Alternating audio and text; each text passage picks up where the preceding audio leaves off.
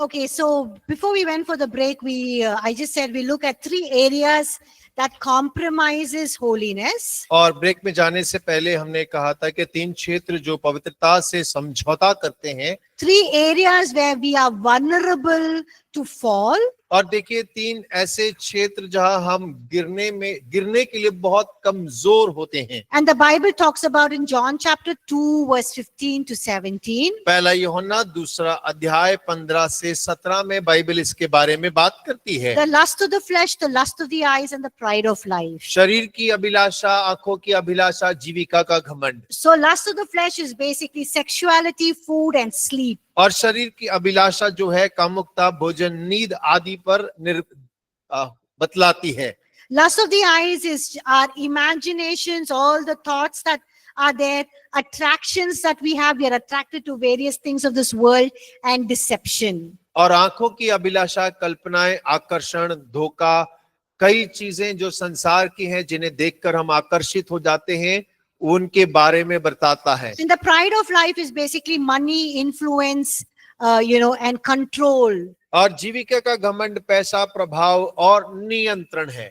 So these are 3 areas where we can compromise our holiness. और ये 3 ऐसे क्षेत्र हैं जहां हम जो है अपनी पवित्रता के साथ समझौता कर बैठते हैं. Now we look at 5 lifestyle practices to perfect holiness. और अब हम देखेंगे पवित्रता को पूर्ण करने के लिए 5 जीवन शैली की आदतें. The first one is living with reverence. और सबसे पहला है आदर के साथ जीवन जीना. What is the meaning of living with reverence? और आदर के साथ जीवन जीने का अर्थ क्या है? It means living with deep respect and awe of God. और इसका मतलब है परमेश्वर के लिए बड़े आदर के साथ और अचंभित होते हुए जीवन जीना. It's living each day with this awareness that God is holy and He's watching how I am living my life. और इसका अर्थ ये है कि प्रतिदिन जीवन जब हम जीते हैं तो इस बात को जानते हैं कि परमेश्वर पवित्र है और वो मेरे जीवन पर अपनी आंख लगाए है.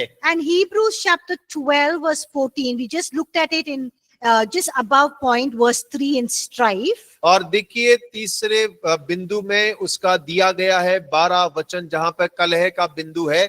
उधर इब्रानी 12 उसका 14 वचन लिखा हुआ है. It says if we don't live with holiness, we will not see the Lord. और वो कहता है यदि हम पवित्र जीवन नहीं जीते तो हम परमेश्वर की कदापि नहीं देख पाएंगे. So without holiness, no one will see the Lord. और बिना पवित्रता के कोई परमेश्वर को देख नहीं सकता. So let your words or let our words, decisions, relationships, reflect a heart that honors God. और हो के हमारे निर्णय, हमारे रिश्ते हर समय परमेश्वर को आदर दर्शाने वाले होने चाहिए. And holiness grows as we walk in godly fear and reverence. और जब हम परमेश्वर के आदर और भय में चलते हैं तब पवित्रता बढ़ता है. The second thing is living with vigilance. और दूसरा है हम सतर्कता के साथ जीवन जिए. That means vigilance means staying alert and watchful. और देखिए सतर्कता का मतलब है सचेत रहें, जागृत रहें. Because spiritual danger is real. और क्योंकि आत्मिक खतरा जो है वो हकीकत है. That is what God was speaking to me, that situation I told about the pastor who fell into adultery. और देखिए जब मैंने आपको कथा बताई थी कि जो पासवान व्यभिचार में गिर गया, उस परिस्थिति के अंदर में परमेश्वर मुझे ये सिखा रहा था that I must be alert and watchful. कि मुझे जागृत रहना है और सतर्क रहना है. That is why Jesus said in Matthew chapter 26 verse 41. और इसीलिए मत्ती 26 उसके 41 में यीशु मसीह ने कहा, Jesus said, watch and pray that you will not fall into temptation. जागते रहो और प्रार्थना करते रहो ताकि तुम परीक्षा में ना पड़ो. What should we watch? और जागृत रहने का मतलब क्या है? You should watch what the devil or the enemy is trying to bring in your life. और आपको देखना, जागृत रहना है कि शत्रु शैतान आपके जीवन के अंदर में क्या बातों को लेकर आ So रहा this है. pastor had to watch. Hey, I'm counseling a lady. और पासवान को जरा ध्यान देना था कि मैं एक महिला को सलाह दे रहा हूँ. First of all, that is wrong. और सबसे पहली बात वो गलत है. A man should not counsel a lady. और एक पुरुष को महिला को अकेले सलाह नहीं देना है. And a woman should not counsel a man. और वैसे ही एक अकेली महिला को किसी अकेले पुरुष को भी सलाह नहीं देना है। And that is something that we follow here at APC. और ये यही बात है जो हम यहाँ एपीसी में भी अनुसरण करते हैं। So if somebody comes to me, some man comes to me with a problem, और यदि कोई पुरुष मेरे पास किसी समस्या के साथ आते हैं I just listen और मैं उनको सुनती हूँ, in a place that is open where others are there. और जहाँ पर सभी लोग बैठे हैं, खुला स्थान है,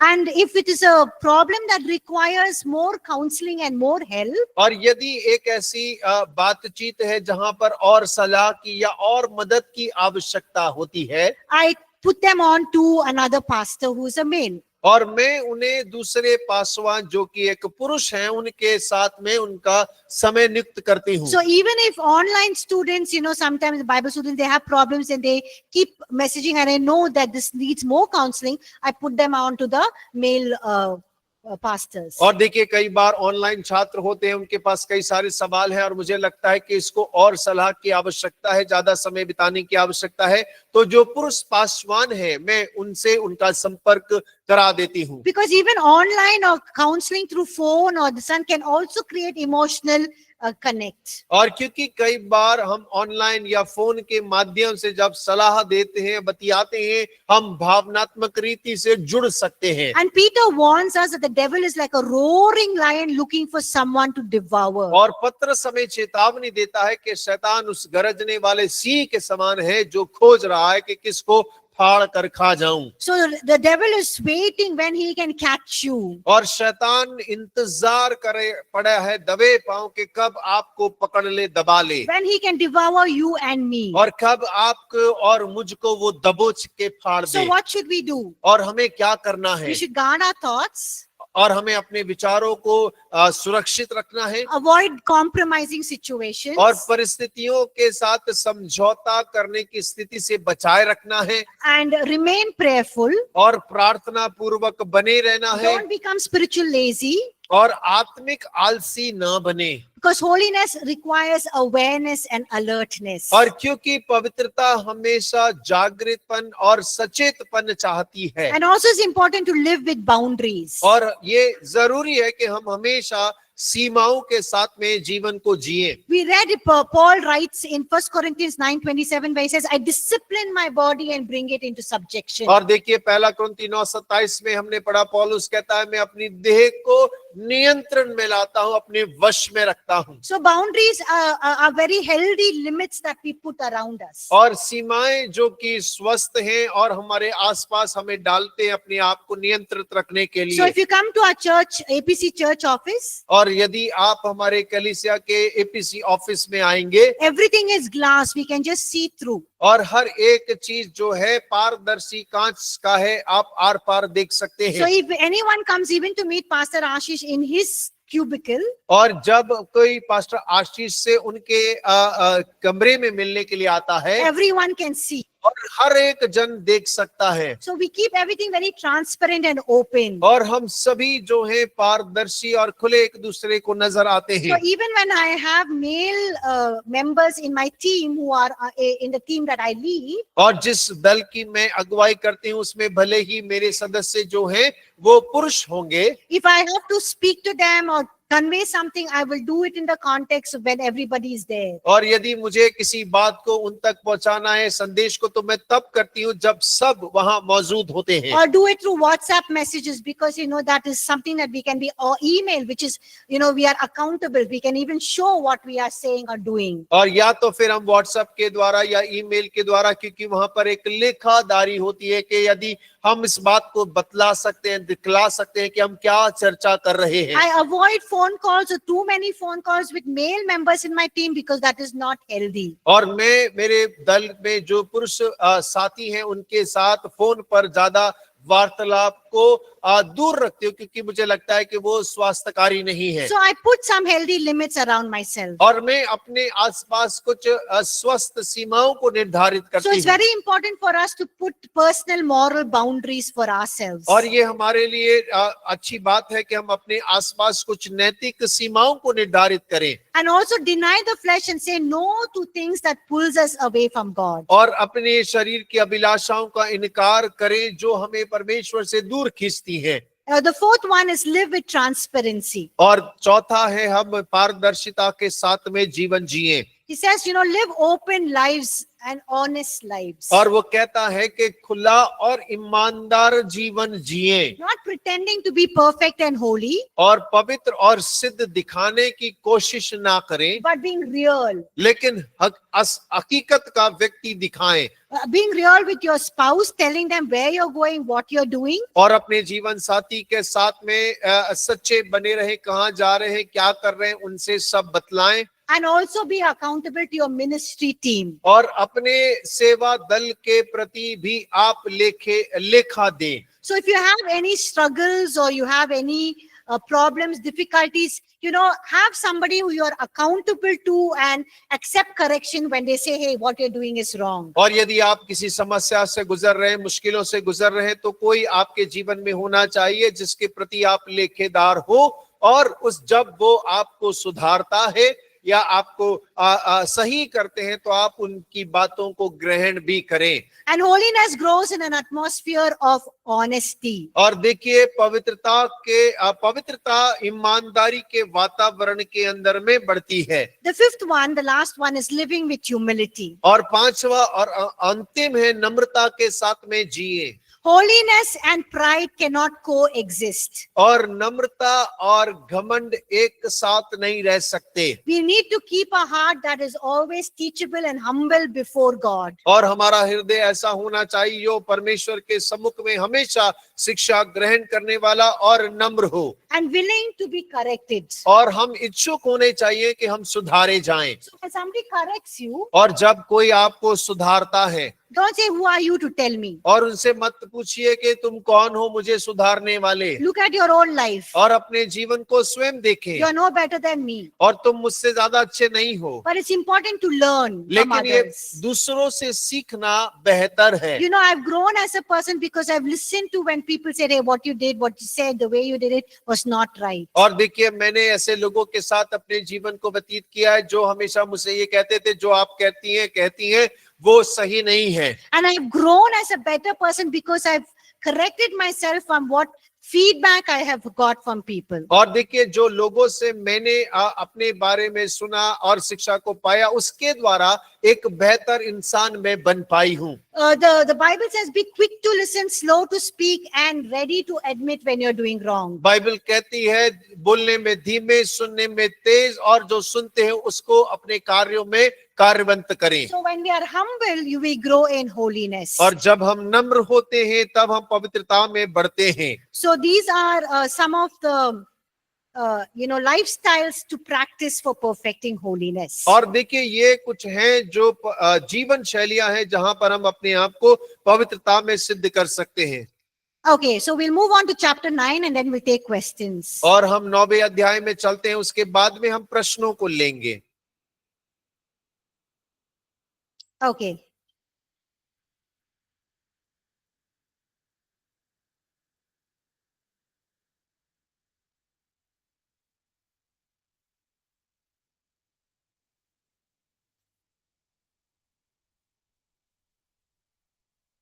Any questions anyone has in the meantime? और किसी के पास कोई प्रश्न है? I just have to send this. Okay. Can one of you please call Raju? Yeah. Okay, so we'll move to chapter 9. और हम 9 अध्याय में चलते हैं। The beauty of holiness. सुंदरता की, पवित्रता की सुंदरता। Okay, so we looked at this yesterday. कल हमने इसको देखा था। Yeah. So we said that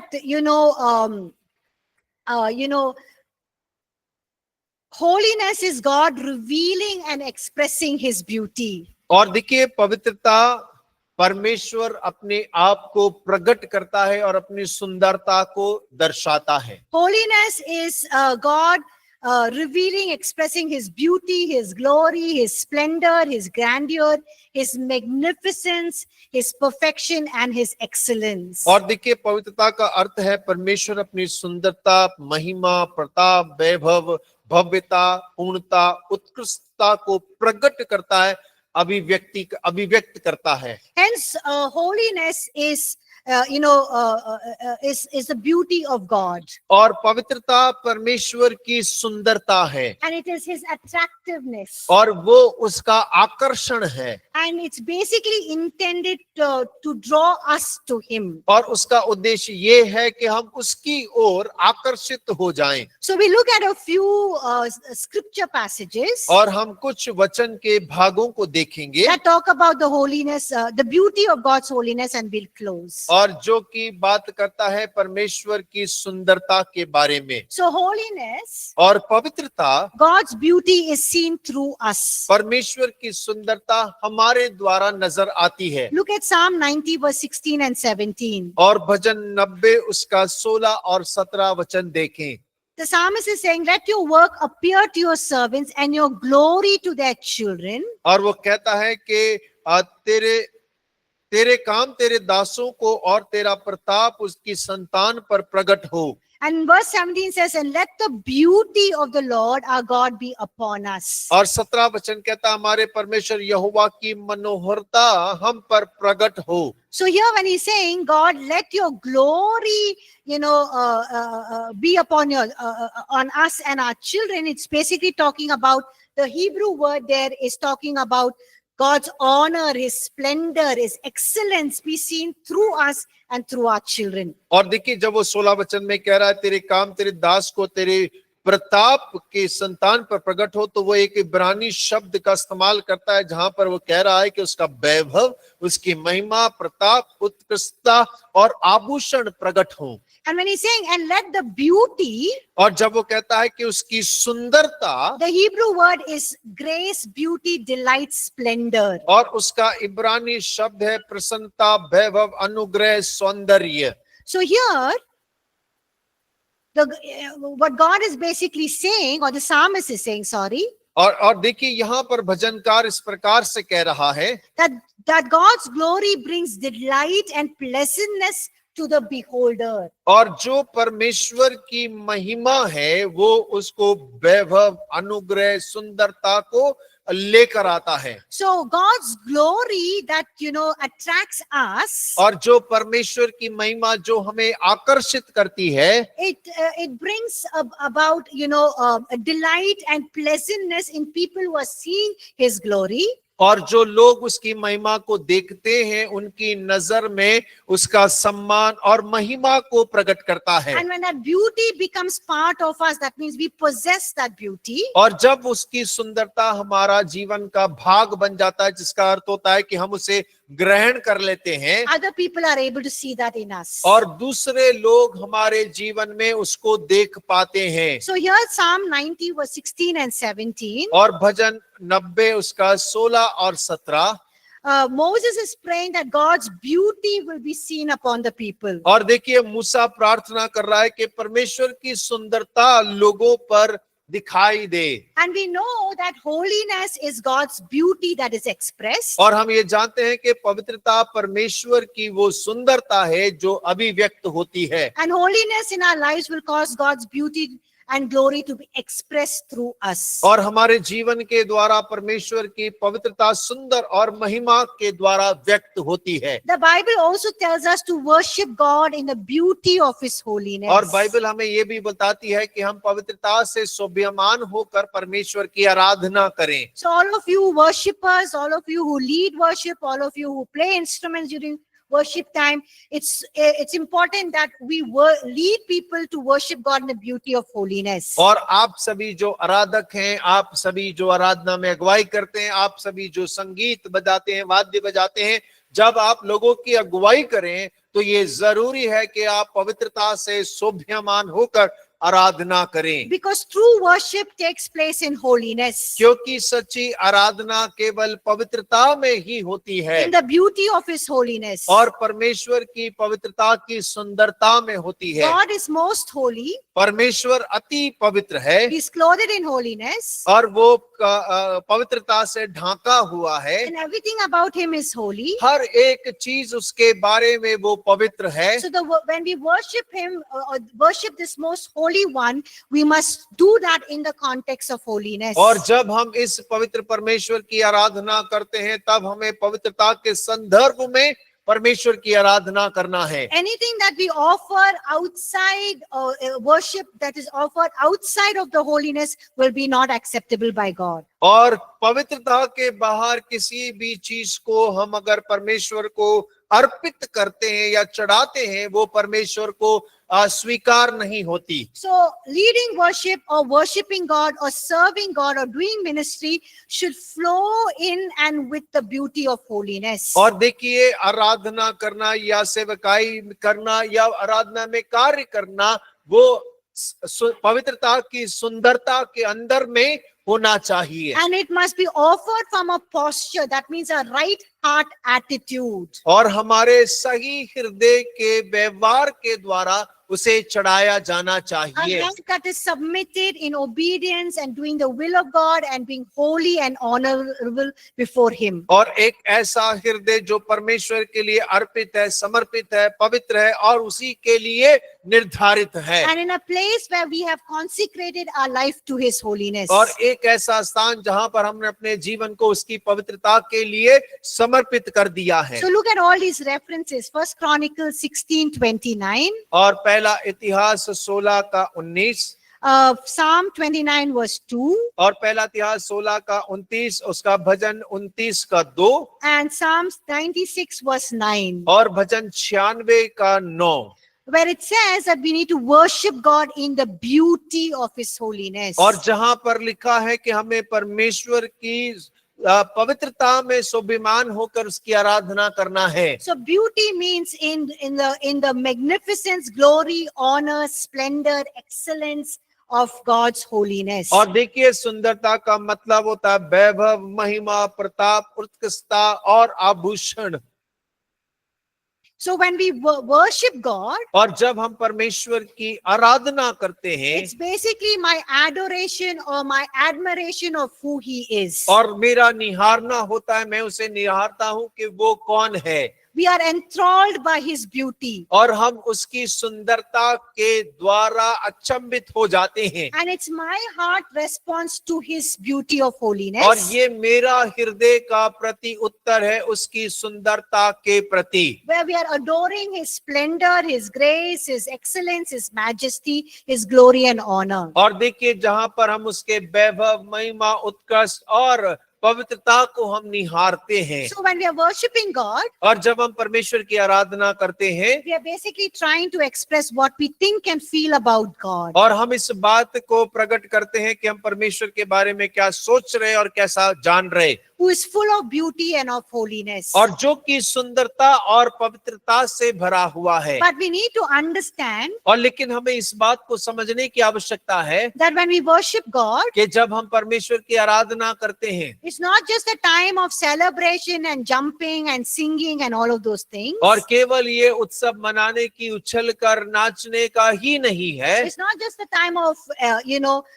exaltation and jubilation. और केवल उत्सव मनाने का या प्रकाशित करने का ही समय नहीं होता, But we need to understand that we are worshiping a holy God who's most holy. और हमें इस बात को समझने की आवश्यकता है कि हम एक अति पवित्र परमेश्वर की आराधना कर रहे हैं। So even if you're dancing, doing action songs or whatever, और भले ही आप नाच रहे हो या कोई एक्शन गीत गा रहे हो or if you're, doing it with excitement, और भले ही आप बड़े उत्साह के साथ कर रहे हो, we must do it in a place where it brings honor and glory to God. और हम एक ऐसे स्थान से करें जो परमेश्वर को आदर और महिमा प्रदान करे, And not just, for summa excitement and, having some fun. और केवल यूं ही केवल उत्साह के लिए और कुछ मजाक मस्ती करने के लिए ही नहीं। The other thing that we can see about holiness, और देखिए पवित्रता के बारे में एक और चीज जो हम देख सकते हैं, that, humility is a key to dwelling with the holy God. और विनम्रता पवित्र के साथ रहने की कुंजी है। And I already spoke about humility. और इसके बारे में हम पहले ही बात कर चुके हैं। And we see from scripture that a broken and a contrite or a humble spirit, God dwells with them. और हमने देखा कि एक टूटे हुए कुचले हुए मन के साथ परमेश्वर का आत्मा वास करता है। God dwells in high and lofty places. The Bible tells us that. और बाइबल इस प्रकार बताती है, परमेश्वर ऊंचे और पवित्र स्थान में वास करता है। But he also lives in the heart of a person who is humble. और लेकिन उसके साथ साथ वो एक ऐसे व्यक्ति के हृदय में भी रहता है जो विनम्र है। And we also see from scripture that God resists the proud. और हम वचन में ये भी देखते हैं, परमेश्वर घमंडियों का विरोध करता है। But he gives more grace to the humble. और लेकिन वो दीन को अनुग्रह प्रदान करता है। So when we are submitted to God and we are humble, we draw near to God and God draws near to us. और जब हम अपने हृदय में विनम्र हैं, नम्र हैं, हम परमेश्वर की ओर खिंच जाते हैं और परमेश्वर हमारी ओर खिंचा चला आता है। Another beautiful way of looking at it, और देखिए एक और सुंदर तरीका उसको देखने का, when we are humble and submitted to God, और जब हम नम्र हैं, परमेश्वर के प्रति समर्पित हैं, we are actually before him in a very broken place. और हम परमेश्वर के सम्मुख में एक टूटे स्थान पर होते हैं। And when we are in that place, he is able to lift us up, to और- dwell with him. और जब हम उसके सामने टूटे स्थान पर हैं, तब वो हमें उठाकर बनाने में योग्य है। He lifts us up to this holy and high place where he is. और वो हमें अपने उस स्थान पे, जो पवित्र स्थान है जहां वो रहता है, वहां उठा लेता है। Where no man can reach and not even the devil. और देखिए जहां कोई मनुष्य नहीं पहुंच सकता, यहाँ तक कि शैतान भी पहुंच नहीं सकता। And when our heart is broken or humble before God, जब हमारा दिल टूटा है, परमेश्वर के सामने नम्र दिल है, we can understand what God's heart is towards people. और हम इस बात को समझ सकते हैं कि परमेश्वर का दिल लोगों के प्रति किस प्रकार का है। And we are able to feel his pain. और परमेश्वर के दर्द को भी हम महसूस कर सकते हैं। So if you want to live in the high and loft and holy place where God is living, और यदि आप उस ऊंचे और परमेश्वर के पवित्र स्थान जहां वो रहता है, अगर आप वहां रहना चाहते हैं, we need to live in a place of brokenness and humility before God. और तब हमें परमेश्वर के सम्मुख में नम्रता और टूटे मन के साथ रहने की आवश्यकता है। So this means और इसका मतलब, that while we know who we are, और हम जानते हैं हम कौन है, in Christ, मसीह यीशु में, and we walk in full confidence and faith in the power and authority and dominion that we have in Christ, और मसीह के अंदर में जो हमारे पास सामर्थ्य, अधिकार है और स्थान है, उसके अनुसार जब हम जीवन जीते हैं, we also maintain a heart of humility and brokenness before God. और हम परमेश्वर के सम्मुख अपने टूटे मन और विनम्रता को भी बनाए रखते हैं। And that's when God can lift us up. और देखिए वो समय होता है जहां परमेश्वर हमें उठा खड़ा करता है। Now you look at something very interesting here in Psalm 110 verses 1 to 3. और भजन 110 उसके 1 से 3 के बीच में एक बड़ा रुचिपूर्ण विषय दिया गया, उसे देखें। So it's talking about the millennial reign of the Lord Jesus. और यहाँ यीशु मसीह के 1000 वर्ष के राज्य के बारे में बात कर रहा है, Where it's also talked about in the other places in the Bible, and all the references are given there. और देखिए बाइबल में और भी कई जगहों पे इसका जिक्र है, जिनके वचन आपके नोट्स में दिए गए हैं। And God, when he comes back and he reigns on this earth, जब परमेश्वर दोबारा आकर पृथ्वी पर राज्य करेंगे, he will reign out of Zion. और वो सियोन से राज्य करेगा, He will subdue all his enemies. और अपने सारे शत्रुओं का नाश करेगा। And look at verse 3 of Psalm 110. Very interesting. और देखिए भजन 110 का 3रा वचन जो बड़ा रुचिपूर्ण है, It describes God's people. और यहाँ परमेश्वर के लोगों के बारे में लिखा है। And he says God's people will be volunteers. और वो कह रहा है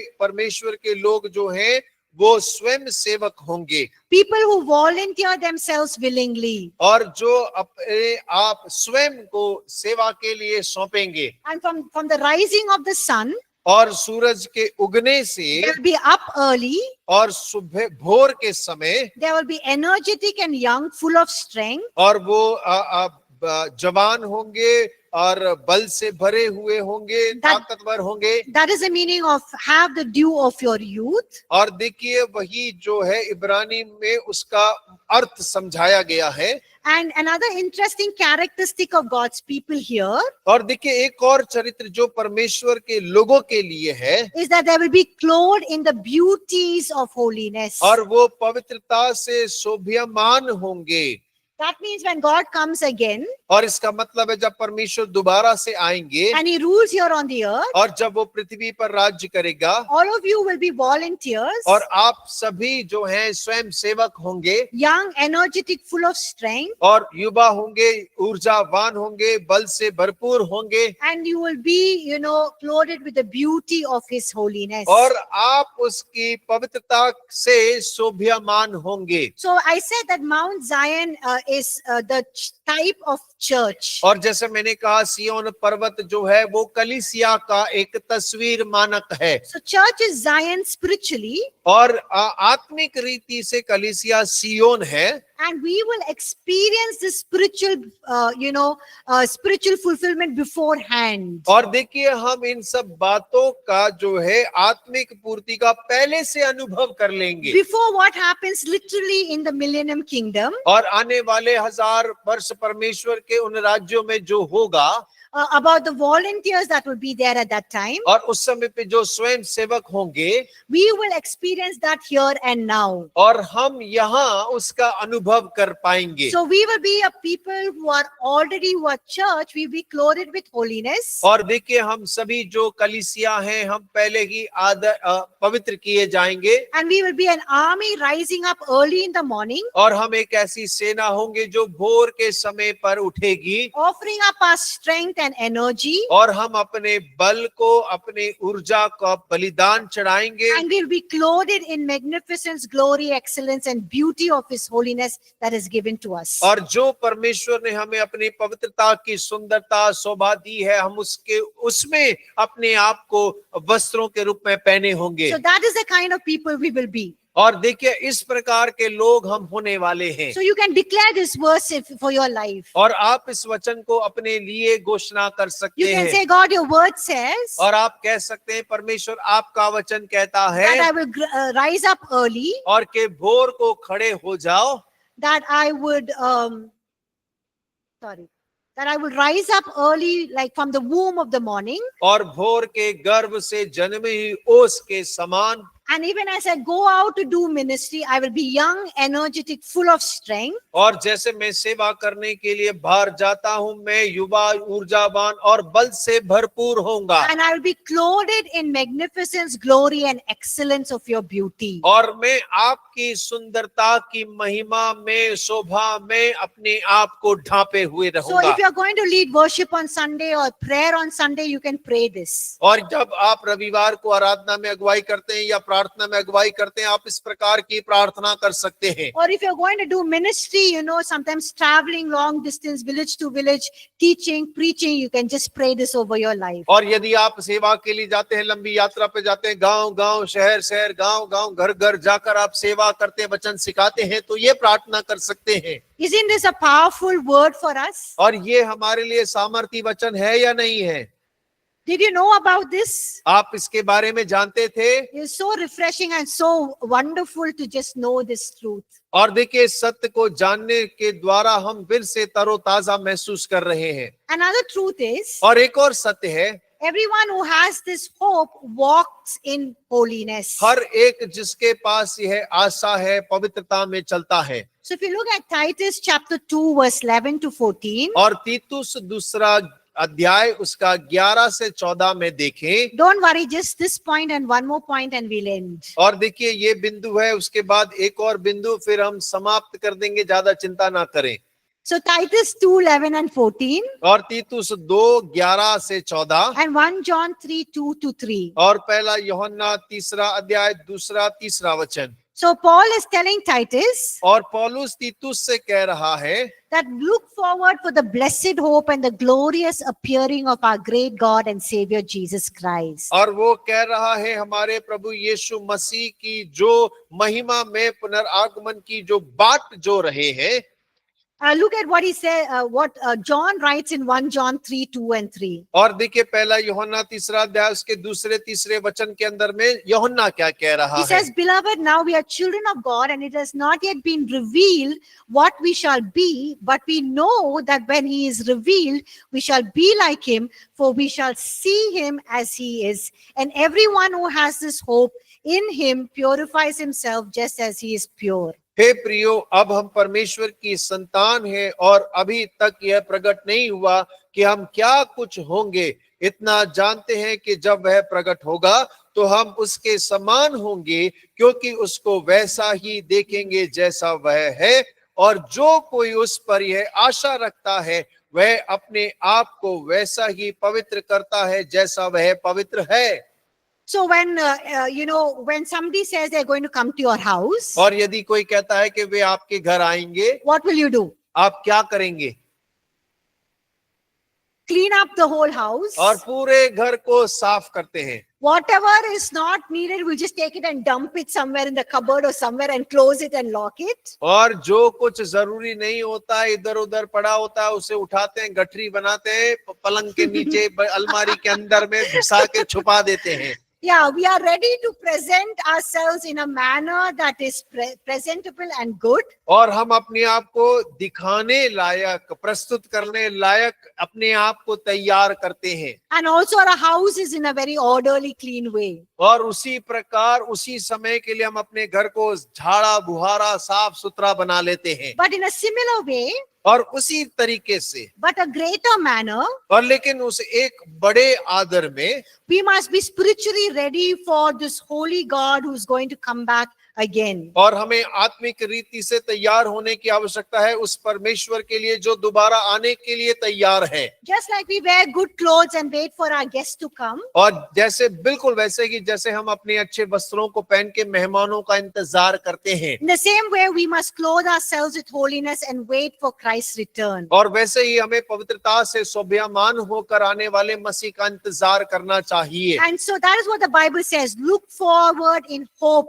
wait for his coming again. और वही बाइबल कह रही है, आशा में जो आने पर है उसका इंतजार करते रहें। So all of you who said I want to be holy, और आप सभी जिन्होंने कहा कि हम पवित्र होना चाहते हैं, it's actually an expression of your or our anticipation or expectation of Christ's return. और हकीकत में वो आपकी अपेक्षाओं का और प्रतीक्षाओं का वास्तविक इंतजार है उस पवित्र परमेश्वर के आगमन का। And holiness is also, we are telling God, I want to be holy because I'm going to be ready for your return. और हम परमेश्वर से कहते हैं, परमेश्वर मैं पवित्र हूँ क्योंकि मैं तेरे लौटने का इंतजार कर रहा हूँ। When I will see you face to face. और जहाँ मैं तुझे आमने सामने देखने पाऊंगा। And that will be so exciting. और वो समय बड़ा ही उत्साह से भरा हुआ होगा। And the last point और अंतिम बिंदु talks about, God's reign of holiness. और वो बात करता है परमेश्वर का पवित्रता के साथ शासन।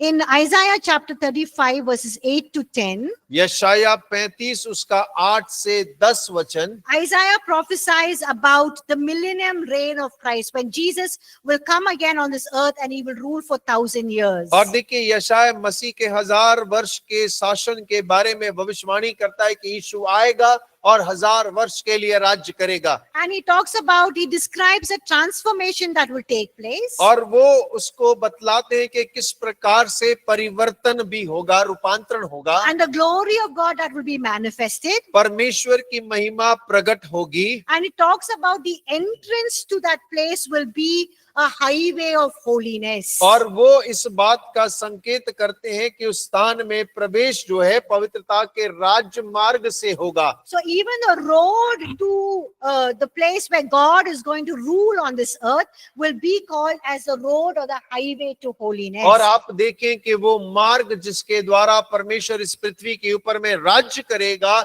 उसे पवित्रता का राज्य मार्ग कहेंगे। And it says the redeemed of the Lord will travel on that. और वो कह रहा है कि उसमें जो परमेश्वर के छुड़ाए हुए लोग हैं वो उस पर यात्रा करेंगे। So who is the redeemed of the Lord? और परमेश्वर के छुड़ाए लोग कौन हैं? Yes, we will travel on that highway or road of holiness. और हम उस पवित्रता के राजमार्ग पर यात्रा करेंगे। And there will be no uncleanliness that will be allowed in the city of Zion where God, Jesus is going to rule on this earth. और देखिए किसी भी प्रकार की अशुद्धता की अनुमति सियोन शहर में नहीं होगा जिस पे यीशु मसीह राज्य करेगा। And it says there in Isaiah 53, और यशायाह 35, और 53 में ऐसा कहता है। the redeemed, even though they are simple and unlearned, और यशायाह 35 में वो कह रहा है कि साधारण होगा वो, they will not stumble, they will not fall, they will not be led astray. और ना तो वो ठोकर खाएंगे, ना वे भटकेंगे, ना भटकाए जाएंगे। When they are traveling on the highway to holiness. और जब वो पवित्रता के उस राज्य मार्ग में यात्रा करेंगे। And in Zechariah chapter 14, जकरिया 14 अध्याय, if you read that, और उसको पढ़ने, everyone just read quickly that last reference and we'll close. और देखिए अंतिम वचन है, उसको पढ़ने के पश्चात हम समाप्त करेंगे। Zechariah chapter 14 verse 20 and 21. जकरिया 14 उसका 20 और 21 वचन।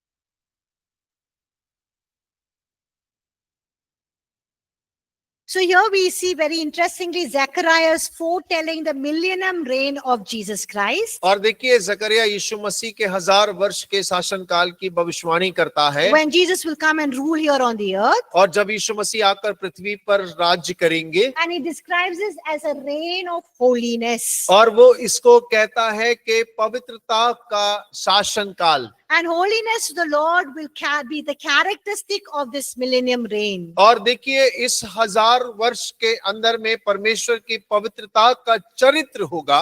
So much so that even the bells of the horses, और इतना ज्यादा के घोड़ों के गले की जो घंटियां हैं, that will also be holy. और वो भी पवित्र होंगी। Every vessel in every house will be holy. हर घर का हर बर्तन पवित्र होगा। So in other words, it means literally everything in Jerusalem will be holiness to the Lord or consecrated to the Lord. और इसका मतलब है कि हर एक चीज जो यरूशलेम के भीतर पाई जाएगी वो परमेश्वर के लिए समर्पित, शुद्ध और पवित्र होगी। So you see how much holiness is so important for God. और आप देखें परमेश्वर के लिए पवित्रता कितना महत्व रखती है। Not only in the Old Testament, और केवल पुराने नियम में ही नहीं, not only in the New Testament, और केवल नए नियम में ही not नहीं, only in the church today, और आज की कलीसिया के भीतर ही नहीं, not only in our lives, हमारे जीवन के भीतर ही नहीं, not only in heaven, और स्वर्ग में ही नहीं, but even in the millennium reign of God. और परमेश्वर के आने वाले 1000 वर्ष के राज्य में भी। So when we look at all of this, और जब हम इन सब को देखते हैं, we need to pray and say, God, let the beauty of your holiness be seen in me. और हमें प्रार्थना करने की आवश्यकता है, परमेश्वर आपकी सुंदरता, पवित्रता की सुंदरता मुझ में नजर आने पाए। Please don't do that. So when this beauty of his holiness will be seen in us, और जब परमेश्वर की पवित्रता की सुंदरता हम में दिखाई देती है, you know, we will be able to see him who's going to come in his holiness. We will be able to see him face to face. और तब हम उसको देख पाएंगे जो पवित्रता के साथ आने वाला है, और हम उसको आमने सामने देख पाएंगे। So that is about the coming reign of Jesus Christ. और ये प्रभु यीशु मसीह के दूसरे आगमन और राज्य के बारे में है। So with that we finish our course content. और इसके साथ हमने अपने विषय को समाप्त कर लिया है। Any questions, online students, in-person students? और कोई सवाल है ऑनलाइन और ऑफलाइन वाले छात्रों से? Please take time to read this because there's so many important truths. कृपया कर थोड़ा समय निकालें क्योंकि इसके अंदर में बहुत सारे सत्य छुपे हैं, तो उसका अध्ययन करें And go back and teach your, your youth group or your children or, your Bible study group or in your churches. और जब आप वापस जाते हैं तो अपनी कलीसिया में जवानों के मध्य में, बाइबल अध्ययन के मध्य में, जहां भी आप सेवा करते हैं उस विषय को जरूर सिखाएं। Online students, any questions? Online छात्रों का कोई सवाल है?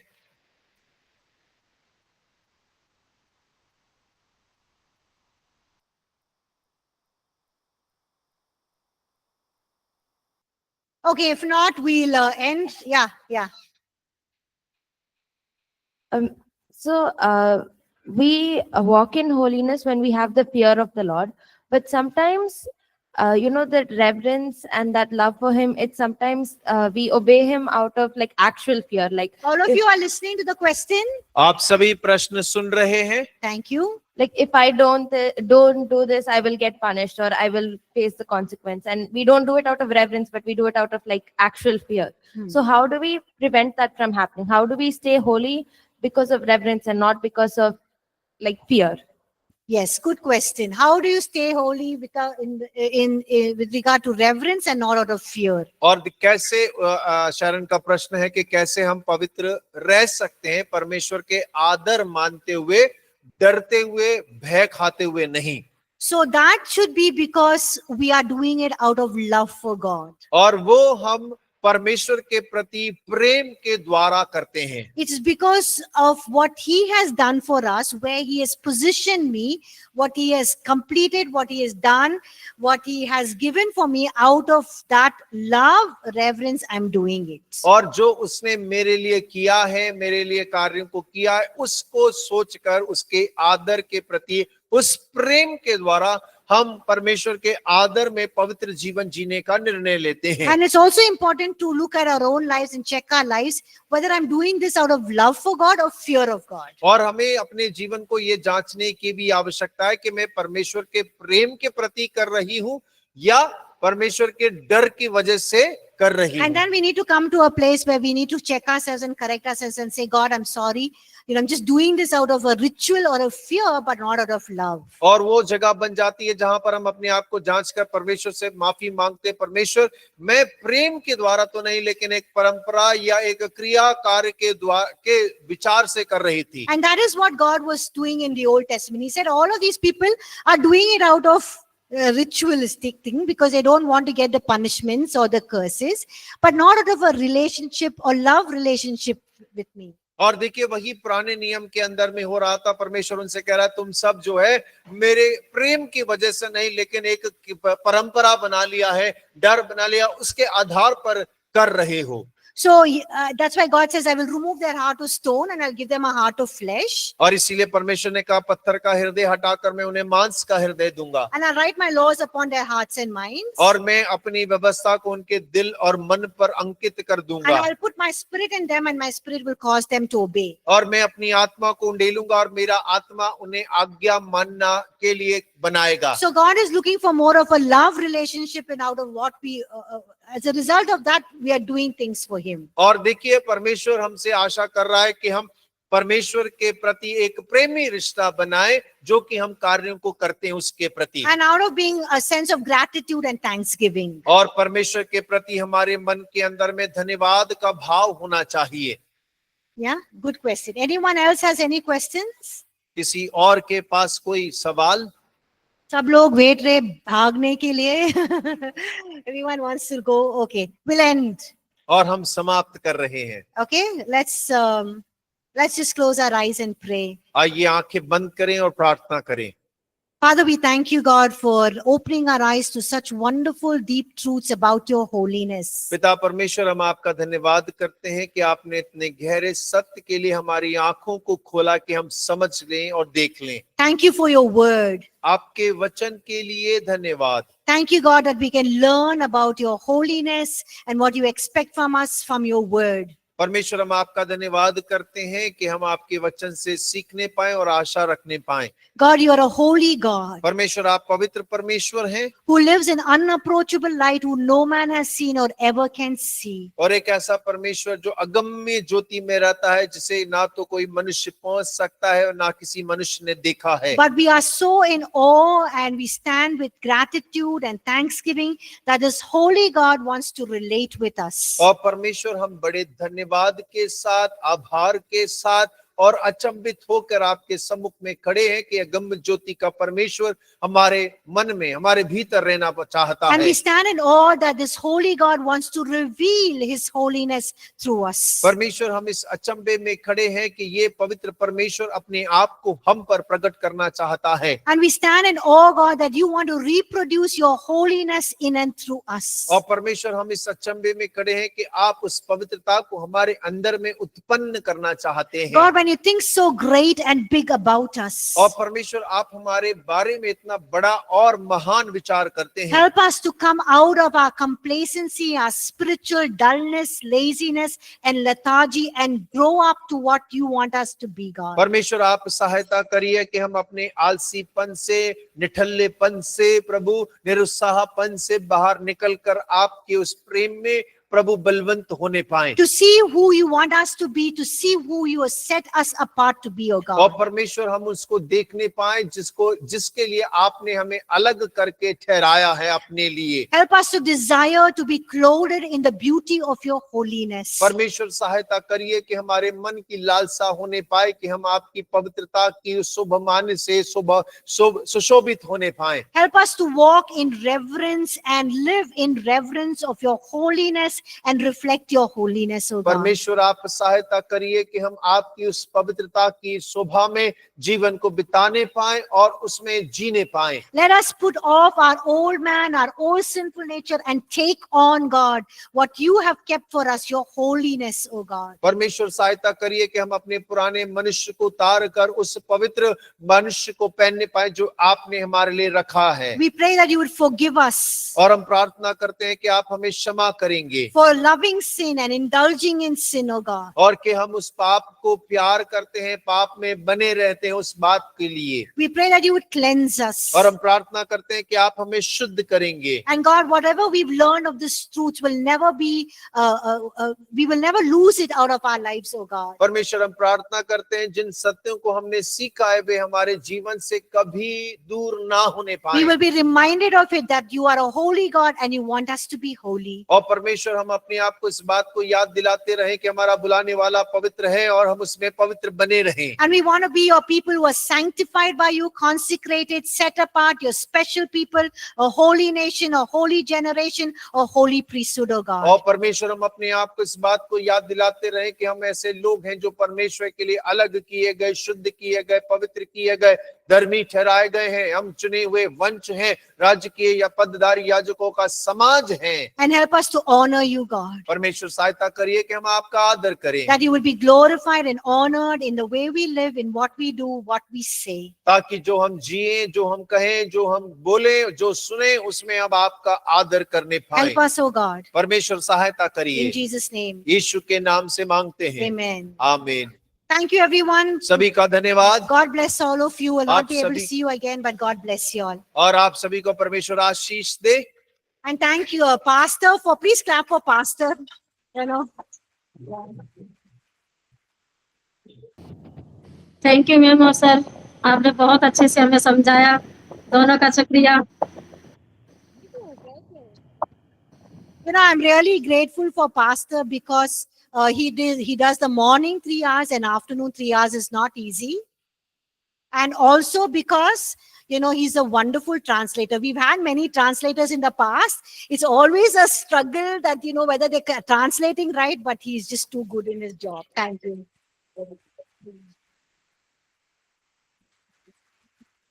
Okay, all of you, all the best. God bless you all and be mighty for God and be holy for God. Thank you. और परमेश्वर के लिए पवित्र रहें, सामर्थी काम करें। प्रभु आप सभी को आशीष दे। Thank you, online students. Online छात्रों को भी धन्यवाद। God bless.